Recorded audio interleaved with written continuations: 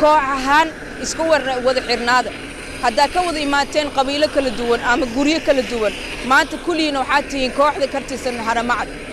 ragii niga horeeyana iyo kuwa niga dambeeyana waxaad tihiin walaalo ani waxa iga fiican oo qalbiga ku dejisanoya gabdhaha ii soo socdo oo garab ii noqon doon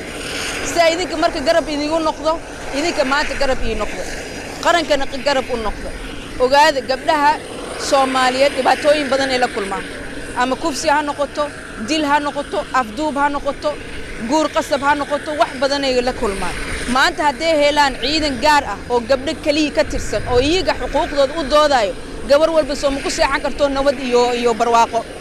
waxa mas'uuliyadna saaran ogaada maanta waxa u maqantay waa qarankiina iyo ciidankiina iyo hooyo walba iyo gabar walba oo dhibaataysan oo sugayso dadkii badbaadin lahaa ogaada shaqada ku jirtiina waa shaqo ajir iyo xasanaad niga raacayso waa hadaa u niyeysatiin